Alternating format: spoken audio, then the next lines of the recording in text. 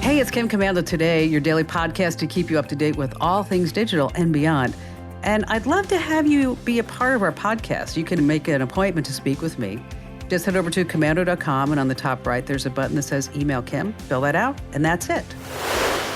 All right, I always like to start each show with something really interesting. And I don't know if you heard, but OpenAI, they've released the official ChatGPT app.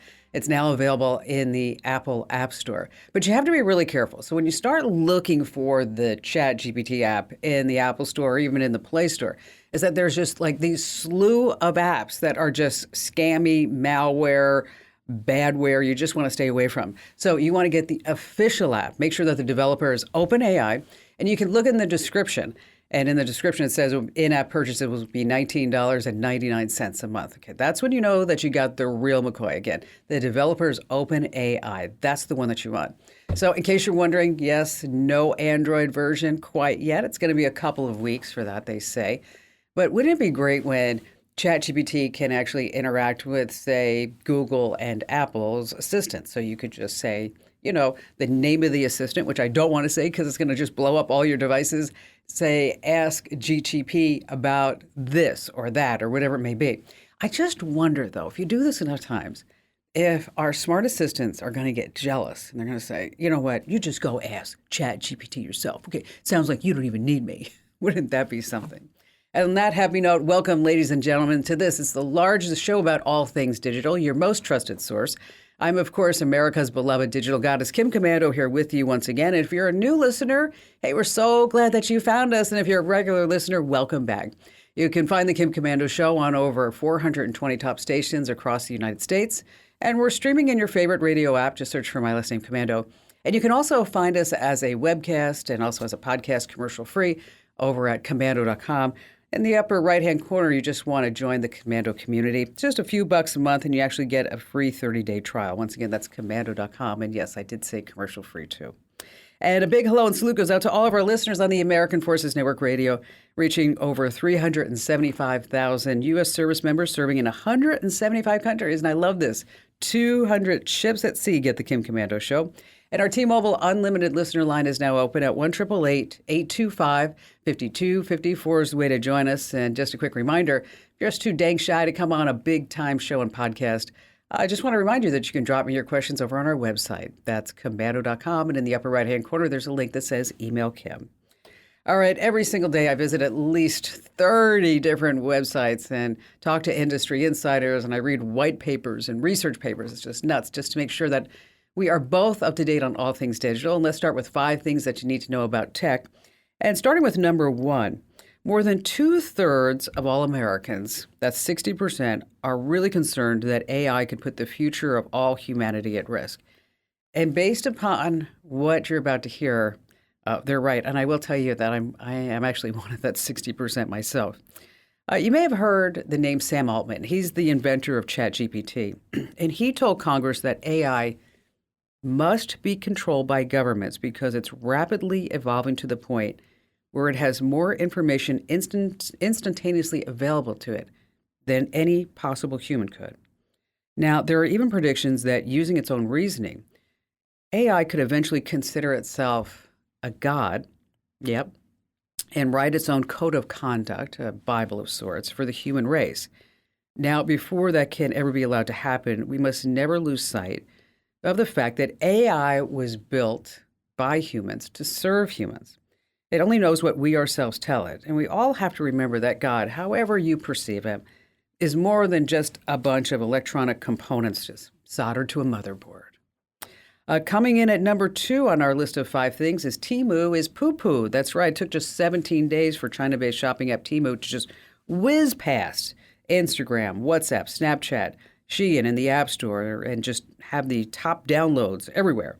Now, I warned you about Temu's security problems a few weeks ago, but now its sister app, Pinduoduo, was caught using malicious code to bypass cell phone security to spy on other apps, read notifications, messages, and even change your security settings. Oh, isn't that frightening?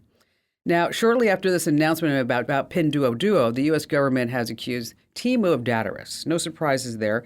The app requests 24 permissions from your device, access to your Wi-Fi, Bluetooth, photos, videos, payment details, contact info. Yikes. So keep all this in mind before next time you're tempted to just go ahead and install Temu, because it's also your biometrics. If you're going to use it, I suggest you use it on an alternative device that's not connected to anything, including your Wi-Fi network. Coming in at number 3, for more than 27 years, a now very outdated law has shaped the internet. You may have seen it out there. It's called Section 230 of the 1996 Communications Decency Act.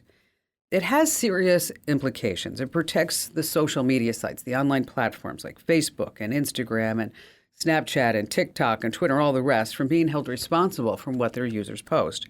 Now, even if that content encourages terrorists. Now, I want you to compare this to me on a radio, your newspaper, your television, okay? If we or they allow someone to publish something harmful, we could be taken to court and sued. But a lot has changed since 1996 when this law has been put into play, right? Well, the reason why I bring this up is that the Supreme Court handed over just a major win for social media companies. The court actually backed Google and Twitter when they were accused of social media liability in terrorist attacks that occurred overseas in 2017. Now, families lost their loved ones in an attack in Istanbul, and they say that YouTube recommended extremist terrorist videos to would-be terrorists. YouTube says it's not us, it's the algorithm. Twitter says, yeah, it's not us, it's the algorithm. So the bottom line here is that this has been a major win for social media. So I just want you to know that this is not the end of the game. We're probably going to be hearing a lot more about this in the next couple of weeks. Moving on to number 4, this is why you should never take naked pictures of yourself in intimate acts. Let's go over to Charleston, South Carolina for this one. It's where, after a long day at work, a woman logged into social media and she got a real shocker. She saw a pornographic photo of herself and her ex-boyfriend posted onto her work's Facebook business page. Yes, you heard me correctly. Where she worked, they had a Facebook page, and then there was a picture of her and her ex-boyfriend, doing what they did. It's called revenge porn. It's when a nude or sexual photo is posted online without consent, and this woman totally believes that her ex made the post under a fake name. Her 35-year-old ex, Zachariah Cooper, is charged with stalking. He was being held on a $250,000 bond. Just a friendly reminder, you run this sort of risk taking any kind of nude or sexual photo on your phone. If you don't want it posted on the internet, don't take a picture of it. It's that simple. And finally, let's go to number 5, some AI classes. That's right. There's a lot of buzzwords associated with AI. We're going to go through just a couple of them right here. But first, artificial intelligence. How do you define it? It's a machine that wants to think like a human, ChatGPT. What about training data? You start seeing this a lot. This is the stuff that an AI machine uses, and we're talking about anything that may be on the internet, any media, and so that this way it can up its game. Hallucinations. Hear that associated with AI? If you say to ChatGPT, the sky is cloudy today, and it comes back, no, it's brown. That's a hallucination. It's just a wrong. So if you ever hear anybody mention AI hallucinations, just know it's bad stuff. AGI, that's what we're all afraid of. Artificial General Intelligence. That's right. It's when AI machine goes beyond human capabilities. It becomes more knowledgeable. That's the frightening part. I mean, I can't wait for an AI to reach 10% of the capabilities of the average human, because maybe we could replace everybody in Congress with just a single AI. All right, coming up, we have signs that your security cam has been hacked. There's a super secret menu on your TV. And let's see, oh my gosh, in just a few minutes, I'm going to be interviewing the founder, the inventor of the smart gun. You don't want to miss that, so stay right where you are here on Kim Komando Today.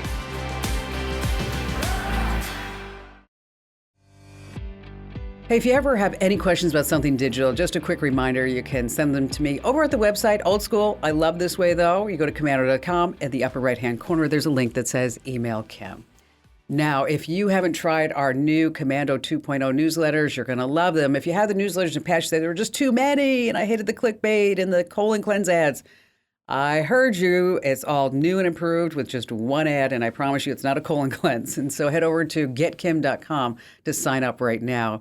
100% free. You're going to love them. That's getkim.com. So Kai Kloepfer was a high school student back in 2012 when 24-year-old James Holmes, you may remember this, he walked into an Aurora, Colorado movie theater, and Holmes killed 12 and he injured 70 more people. Well, Kai's now 26, and he's about to ship what's called a smart gun. And here's the deal. PayPal co-founder Peter Thiel, he has this fellowship program, and he actually awarded Kai $100,000 for the idea of the smart gun, but he had to drop out of school to start this company. Well, that company, BioFire, has raised $30 million to date. Now, BioFire's smart gun, it comes with a dock equipped with a touchscreen, and then that pairs your face and your fingerprint to the gun. So the whole idea is that if it doesn't see your face, it doesn't see your fingerprint, the gun will not be activated. Now, the biometric data is actually stored only on the gun. Now, once the system detects an approved user's fingerprint or face, which I mentioned, and whichever one comes first, it quickly unlocks, and then it can be fired like just a regular handgun. Now, I don't know about you, but I've got just a million questions swirling around my head. And joining us here on the show right now is Kai himself to tell us all about the smart gun. And Kai, thank you so much for being here. Of course. Thanks for having me, Kim. So I guess let's just start at the beginning. What exactly is the BioFire smart gun? BioFire smart gun is basically a new kind of firearm, one that has a bunch of technology built into it to ensure that it's both always locked anytime that it's outside of the owner's control, as well as instantly accessible in the case that the owner needs to have access to that. And you actually gave a great intro, but basically the concept is, we use biometrics, both fingerprints and facial recognition, that run automatically as soon as you pick the firearm up. If you're the owner or someone that the owner has chosen to enroll into the firearm, then it unlocks and functions just like any other gun. But at the same time, it locks within a fraction of a second as soon as it leaves your control. And that's really the key part, right? That peace of mind, knowing that it's not going to be usable when it leaves your control. So how many profiles can be attached to the gun? You can have up to 5 active users at any time, and then you can have additional users stored that could be disabled and activated when you like. So can you use the gun without any biometrics, or no? The whole idea is that that biometrics has to be implemented. You have to use at least the fingerprint or the face. So if whatever reason you wanted to choose to not enroll one or the other, you could do that. But the sort of intent of the system is it's only active when one of the biometrics is presented. We've all have those, well, I shouldn't say we all. I know that I have one. One of those boxes that you put your firearm in, and then you have to have your fingerprint in order to open the box in order to get your firearm out of it. What inspired you to put those two technologies together? Totally. The number one, so maybe going back a step actually, I've been working on this for about 11 years, as you said, and throughout that time period, I've gotten the opportunity to talk to lots of other gun owners around, what are they looking for in a product like this? I think the fundamental premise of a firearm that only works exactly the way you want it to is quite straightforward and obvious. But the challenge is it needs to actually work exactly the way you want it to, which means it has to be unlocked anytime that you pick it up, and it needs to always be locked when it leaves your control. And that reliability piece is, I think, really the fundamental challenge here, right? That is the key part of building a viable smart gun. And that's really where BioFire has spent all of its time and its resources. And that really has been very much focused on that side. And a big portion of that goes to the biometrics themselves, right? Fingerprint and facial recognition are two very, very mature, well understood sort of commercial grade biometrics. Sure. But they both have their own strengths and weaknesses, right? Fingerprints, for example, they might not work as well, if you have wet or dirty hands. We got a lot of questions after our launch about, what if I was eating chicken wings and somebody, broke into my home? So we did a video like, hey, yeah, it works great when you have chicken wing grease on your fingers. And the reason that it does work great is because the facial recognition system has no impact on something like that. Similarly, let's say you're in like a nightstand drawer, which is probably one of the most common sort of use cases that we've heard from our customers.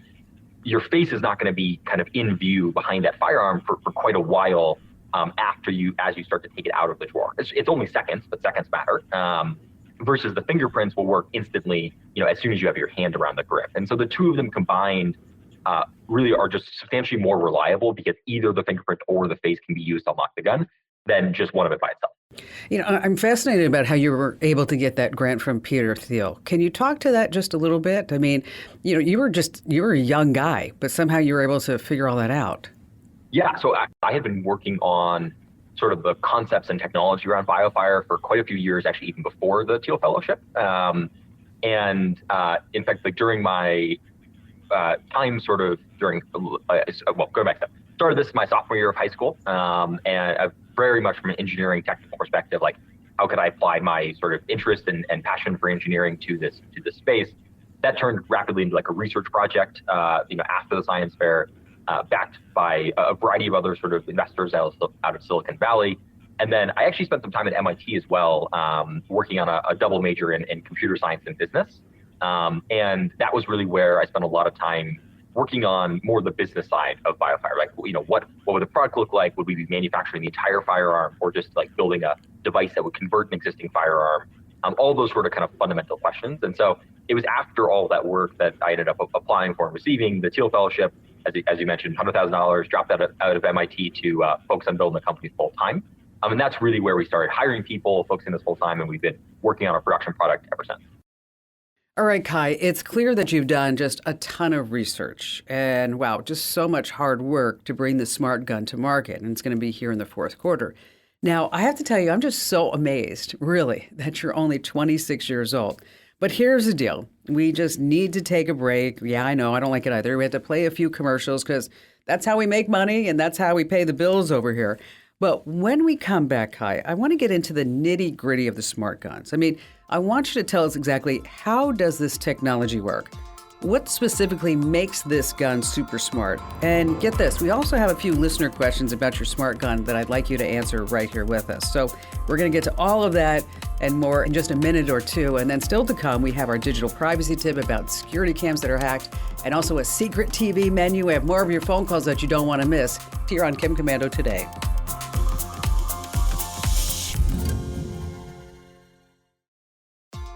All right, if you're just joining us, wow, we've been talking to Kai Kloepfer. Kai is about to ship a smart gun, and he came up with this idea when he was actually a sophomore in high school. And his company, BioFire, has raised $30 million to date. He's got some funding from Peter Thiel. I mean, it's turned into a major operation. All right, Kai, let's just jump right back into this interview. I want to know, first of all, some more specifics about your smart gun. So the smart gun technology, it makes sure that only authorized people can operate the firearm. You mentioned the chicken wings. Are there situations where it wouldn't work? It would ever encounter in a kind of like home defense environment or anything like that, including, let's say you live in Alaska in the middle of the winter and you need to step outside, or you live in Arizona in the middle of the summer, right? Our goal is we want to build a product that is going to be extremely reliable in any sort of home defense kind of style environment, right? Including if you just got out of the shower, including if you're eating chicken wings, right? You name it. And the reason why that's possible really is both the combination of those biometrics, as I was talking about, but also, really the engineering that has gone into this. Like you mentioned previously, we've raised about $30 million. Almost all that money has been spent on the actual engineering technical side of this, right? We've been able to build a really fantastic team of engineers here in Colorado, mostly folks coming from aerospace and defense industries that have a lot of experience on how do you build a complicated piece of technology that has to work every single time. Because obviously, if a plane crashes, that's a really big deal. Your missile fails to go off, that's a really big deal. And so we've brought a lot of that experience into the Yes. team here at BioFire. And so there's lots and lots of small details and big details, even in certain cases, that we've solved to make this possible. The stakes are very high here, right? And that's something that I think that is needs to be reflected in our work. I just have questions from various folks. Ronald Spilker from Glendale, Arizona. He wants to know, how well does each fingerprint and facial recognition work when the sensors are wet? And how are the finger sensors and facial recognition cameras protected from being damaged? Great question. Wet and sort of environmental conditions have basically no impact on the facial recognition system. Like there's no way for water or anything like that to collect on the lens, and we've done the work to make sure that that's not going to, one of the primary objectives actually of including the facial recognition system is to address exactly this question in terms of wet and dirty hands will impact the reliability of the fingerprint sensor. I would say at a high level, if you just got out of the shower, right, maybe you're a little damp or you're sweating, the fingerprint sensor will work fine. Similarly on the facial recognition system, we use a really, really strong material on top of the facial recognition system to make sure that even if you drop it in gravel or anything like that, it's not going to impact the performance of the system. Okay. Next one from Michael Hirschberger in Cincinnati. What's the response time of facial recognition to engage before the gun will actually shoot? Yep. So I would say our objective is, let's say the gun is on a table, nightstand drawer, holster. It should be unlocked faster than you could possibly have it on target. And that's like our internal metric, which second to a second and a half. If you're really, really fast and have a lot of training, you can get a draw time of about a second in most cases. Most entry-level folks are more about 2 seconds. Our objective here, I would say on fingerprints, which is sort of the primary biometric, where we beat that every single time, right? Like anytime you pick it up, it's unlocked, sort of halfway through the process of picking it up. We have a couple good videos on our YouTube channel, like showing comparisons of, how fast can you get access to like one of those biometric gun safes versus how fast can you pick up our product. I'll say we win by a wide margin every single time. And so the goal is it should be the fastest safety mechanism out there. Okay, 2 more questions.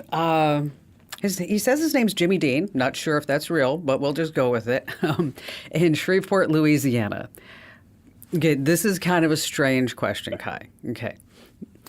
Could a thief kill the smart gun owner, then cut off his hand or his fingers, freeze the appendage to preserve the prints, and then use that hand or fingerprints to activate the smart gun and use it to commit further crimes? Okay, obviously you haven't heard this one before, because I can tell by looking at your face. More than you'd expect, I would say, and I definitely love the creativity. Really? I would say the short answer is it would be very, very challenging to do that, and certainly it's not something I would encourage people should be going around doing for a whole number of reasons. Right. What I will say is, we, from a technical perspective, we use a kind of state-of-the-art anti-spoofing technology on both our fingerprint and facial recognition systems, which would make it very, very, very challenging to use dead body parts to present valid biometric factors. But if they do, it would be very unlikely that you'd be able to activate the smart gun with somebody's dead body parts. Mm-hmm. Kai, how much is it? I forgot to ask you that. Yeah, it's available for pre-order at smartgun.com. The price point is $14.99, and then we're asking for a $149 refundable deposit, right? So basically, again, we're getting a lot of demand, and there's quite a line, I would say, to get to actually take delivery. And so the deposit pretty much holds your spot in line. If for whatever reason you'd like to kind of change your mind, et cetera, you can always refund that, but you would lose your spot in line. I will say, like, we've already sold out our first kind of 2 editions and first couple batches of deliveries. And so definitely, if you're interested, I obviously encourage customers to put their deposits down as fast as they can. Hey, Kai, thanks for being here. Appreciate you. Thanks for having me, Kim. Now, again, if anybody wants to check this out at home, the biometric smart gun, the website is, of course, smartgun.com. And there you can get more information about the gun, get a closer look at the gun itself. You can customize it, build your very own. And also be sure to check out their YouTube channel, because there's just a ton of videos there. And once again, the website is smartgun.com. All right, I don't know if you heard the news, but a mom recently said a stranger hacked her Owlet Wi-Fi baby monitor to talk to her infant son at night. Well, here's the deal. The password has been leaked in a data breach, and there are tons of creepy tales like this. Maybe you start hearing some strange sounds or unfamiliar voices. Okay, that's a big red flag that somebody has hacked your webcam. Well, here are a couple of more. Your settings mysteriously get updated. Okay. These sneaky hackers are going to quietly change your security settings so you don't spot them. Maybe they'll change the name of the camera. Maybe they'll change your password. Next on the list, all of a sudden you're just starting to use way more data. You could have a security camera that just streams in the cloud, and that's where you want to start watching your data consumption closely. If you can ever set any type of alerts for overage, that's the place where you want to do this. And you can see if it's transferring a lot of data and you're not using it, or nothing else has changed. And finally, another big red flag, the LED light is always on, because so many of these security cameras, they have a small LED light that lets you know whether or not they're connected. Now, if the camera's light is blinking or flashing when it shouldn't be, yeah, that's not a good sign. That's why I love Simply Safe cams. They have this shutter that covers the camera when you're not home. Now, if you feel like something's up, here's what you need to do. Password protect your Wi-Fi, or better yet, change the password. And also make sure that the username and the password are unique just to that camera too. Be sure to set up 2-factor authentication. And make sure that you have auto updates enabled so that this way your system is always on target and always up to date. And if you're like, how do I do any of this? Oh, fear not, dear one. Head over to komando.com. That's komando.com. And there, the link that says Kim Show. We have all the steps right there, free for the taking. All right, still to come, there's a super secret menu on your TV you may not know about. And we have more of your great phone calls that you don't want to miss here on Kim Komando Today.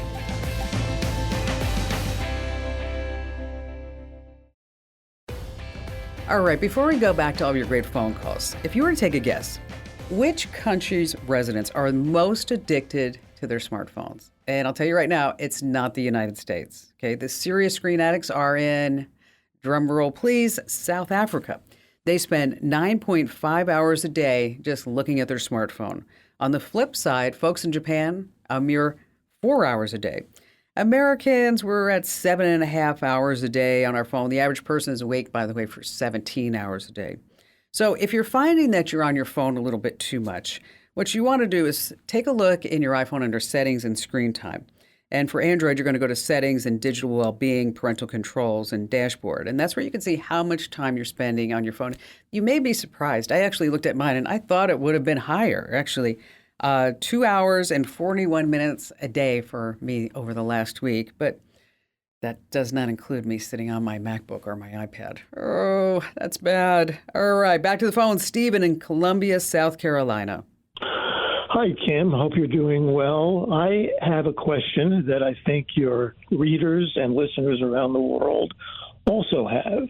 I'm one of those people who hates to go to sleep. If I didn't have to go to sleep, I'd be watching movies, reading, writing, cooking, talking to my friends. But when I do finally hit the sack, I put my iPhone 14 on silent because I can hear it vibrate if someone tries to reach me in the middle of the night. But a couple of weeks ago, a couple of my friends, a husband and wife, were driving back from Atlanta to Columbia, about a 3-hour drive, and their car broke down at 2 o'clock in the morning. They were coming back from a wedding, and they called me to help rescue them, and I didn't hear the phone. So what I was trying to figure out is if your phone is on silent, is there a way to designate that a friend, a family member, a boss who's calling you, you can designate that it will actually ring for them, but nobody else? Sure. And I Absolutely. haven't been able to find that information anywhere. Well, you have come to the right place. So we're going to set you all up, Stephen. That correctly. Well, with your iPhone 14, you have a couple of ways to do this. Okay. Number one, if you haven't played around with the focus modes, there's sleep mode. And sleep mode is where we turned on automatically. Like I have mine turned on automatically at 10 p.m. and then it turns off at 6:30 a.m. Okay. And so between 10 and 6:30 a.m., I don't get any notifications about anything unless I want them to come through. And the only folks that I have coming through are my son and my sister and a few friends. Okay. So if you go into the focus mode under settings and then you go to sleep, it allows you to select which contacts and which apps that will be allowed through the not just sleep mode, focus mode, or work mode. They have all these different modes. So that's if you're using sleep mode. Now, if you're not doing that, if you're not going to be using sleep mode, but you still want your closest family members and friends to get through, is that you go open up their contacts for your two buddies there who were coming back from the wedding. And then if you scroll down under edit, you'll see ringtone, text tone, but then there's an option that says emergency bypass. Bingo, that's where you want it in. And so you're going to enable emergency bypass for a specific content. So you're telling your phone at that point, hey, don't pay attention to silent mode. Do not pay attention to do not disturb. Do not pay attention to focus mode, sleep mode, or whatever it is. Your iPhone's going to play that ringtone, text tone, whatever it is, even if your device is set to silent. So it's absolutely possible. It's wonderful. And I didn't tell my son that I had this set up, but he was texting me when he was going through finals at like 2 and 3 o'clock in the morning of like cool cars that he found online. And I'm like, dude, stop that. Like, okay. Well, this is great information. You may not think so, but I bet when people hear this, you will be responsible for saving lives in some way, shape, or form. Oh. Because who knows, my friends could have been on the side of the road and gotten hit by another vehicle because they couldn't get up with me to rescue them. So that's great information. Well, you're awfully sweet, Stephen. And hang on the line. We're going to send you those exact steps so that this way you don't have to hunt around in that settings menu. But once again, it's under settings. Then you have focus mode, and that's where you can get into sleep mode and work mode and all those other modes. Or again, just select the content that you want and then hit edit and scroll down. And depending upon your iOS, you may not need to hit edit, as a matter of fact. But it's called emergency bypass. Stephen, thank you so much for your call today and also your kind words. That's very nice of you to say. Hey, by the way, if you're on Android, you have the same settings. That's what you want to do is get into that digital well-being settings on your Android. And then what you can do is set a bedtime reminder, customize wake-up alarms, silence the phone, make the screen grayscale, also turn off any apps, allow people to come through, and all kinds of good stuff like that. So if you're on iPhones, it's going to be sleep focus or focus mode, or again, that emergency bypass. And if you're on Android, just take a look inside that whole digital well-being section. Okay, so let's say you can't get your TV screen looking just perfectly. Well, I'm going to let you in on something. Most modern TVs, they have this secret service menu that allows you to tweak advanced features and settings. If you want to access it, first you have to turn on your TV, of course, and press the menu button on your remote. Then you go into settings or advanced settings. Now, the important part here is that you're going to press the following buttons on your remote in this exact order. Mute 182 power. Mute 182 power. That's going to bring up the so-called service menu. But you have to be super careful, okay? If you don't know what you're doing, don't do this because you could actually damage the TV. But you may be able to get further adjustments into the picture quality, calibrate the colors, maybe some different sound settings, advanced features that are just not in the regular settings menu. Keep in mind, your TV may not have it, so your mileage may vary. But if you're feeling adventurous, you can give it a shot. Again, those buttons are mute 182 power, mute 182 power.